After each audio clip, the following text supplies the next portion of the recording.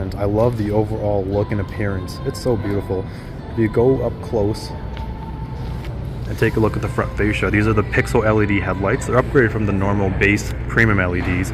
The grille, silver patterns, they look very, very nice as well. Move on towards the lower portion, you have all your sensors, your fog lights there, of course. There's your radar sensors up front and the camera. Other than that though, you can see the active shutters that are closed inside, but the lettering and all that could be silver, bronze, gray pattern as well, depending on what you like. But overall, the front end just looks absolutely beautiful. Now moving on to the side wheels here. These are actually my favorite wheels out of all the ones available. These are a massive 23-inch, setting on 285 series tires, 40-inch sidewall. Look at the gigantic black caliper behind it too. It's an extra option, but these wheels are an extra $2,000 to $3,000 from what I understand. Now the side lines of the vehicle itself is very, very nice as well. The handles flush in very nicely. There's no trim on the windows because of the design. It curves in very, very nicely. The Autobiography badge down here looks a little cheap, not gonna lie, but what do you do?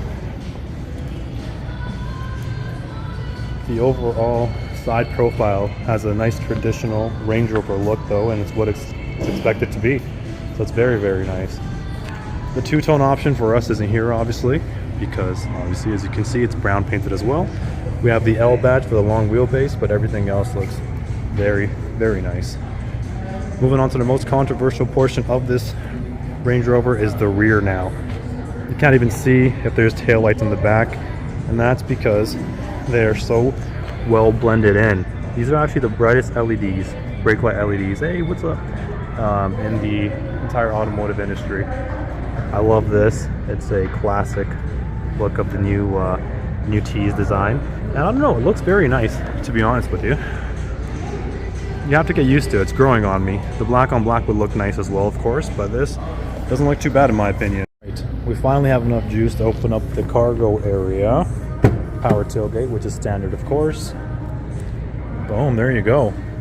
And here's that beautiful third row. Even the carpet back here is super nice. Of course, this is power too if you press this. And beyond that, you have your LED lights, some storage. This actually can flick up, and you could have a little event suite, which is very nice.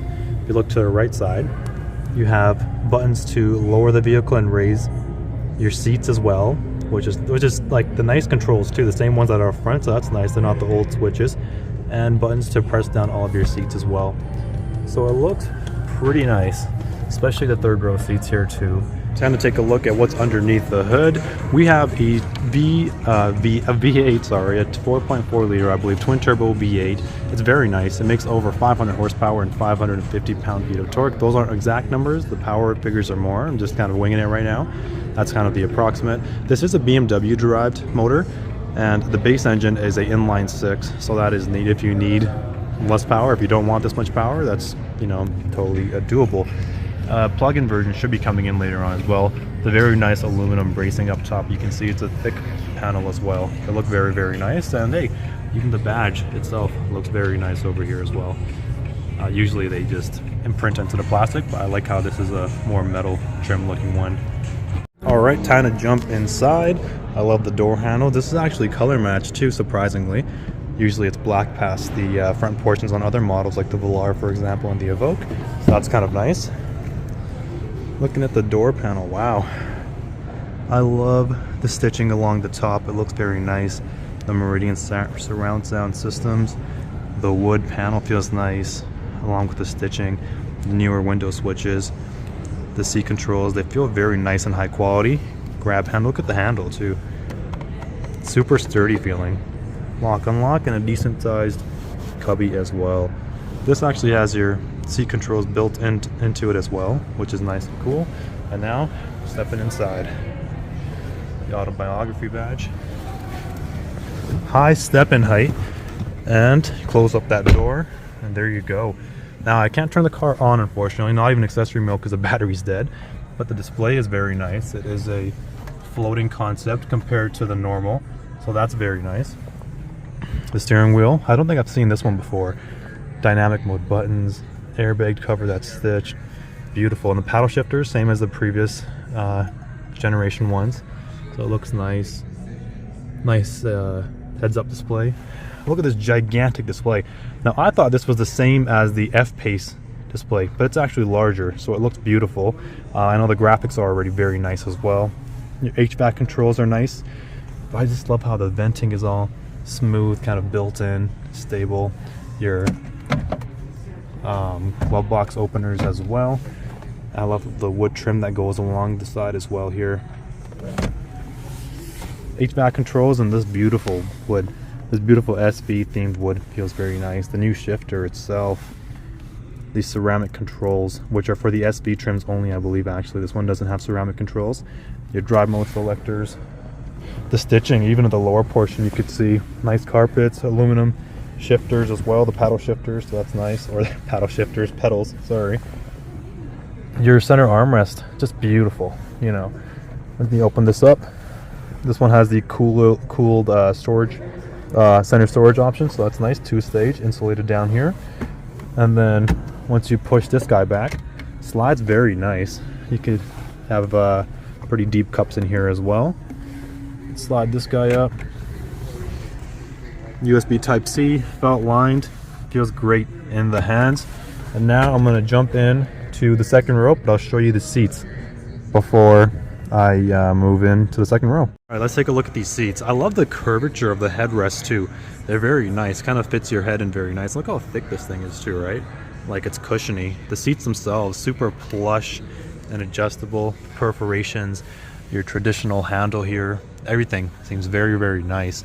And then looking at it from the top over here, gigantic panel roof, of course, leather stitched handles as well. These feel very nice as well.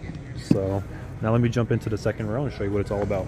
All right, time to jump into the second row, and because this is the long wheelbase version, you could definitely see the length increase into the rear doors compared to the front, so it's huge entry area. Let's open it up. You have the L badge on the door, and your door panels look the exact same as the front, so no cost cutting. Same speaker cover grills, meridians. Feel very great in the hands. Same door panels with the wood trim. They feel so nice in the hands. The stitching, your seat controls, of course, this is the Autobiography, so you have lots of options. Your door panel buttons here, like your sunshade, your lights, your audio, and all of that jazz. Before entering, you can actually see a couple buttons. These are on both sides, by the way.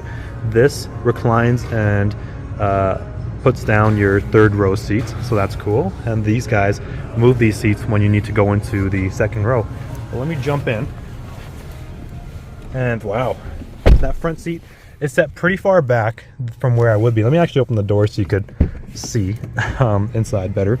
Now, this screen is right in my face. It looks like it's the same size as the one in the front, and it's very nice. It's huge. If you look at the top portion, you have some vents, leather grab handles. The entire headliner is leather as well, so that's something pretty cool. You can color match it to your interior options.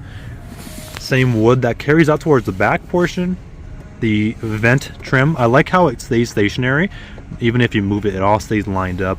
Your HVAC controls, of course, and below that you have USB-C, power outlet, and another USB-C as well.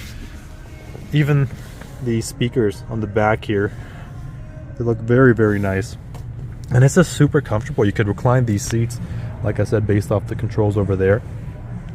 And aside from that, if you look into the center portion here, you have some controls. You press the little button down there, you have a little cubby, felt lined as well, and if you push this front button, you have your cup holders that kind of come out. Nice, I guess, display for like the showcasing for is very nice, and it's pretty soft. It could be a little bit softer, but because it opens, it's not going to be. Of course, the same stitching over here. It looks very nice. The brown on brown. If you like that, it's your thing. I think my favorite is the red interior. It's just my personal favorite. But other than that, the seats over here are the same as well. If you take a look at the headrests, they're also very nice and soft, and it's just plush feeling. So I'm gonna go into a third row. I'm not sure how much space I really have back in the third row, but yeah, I'll see you back there.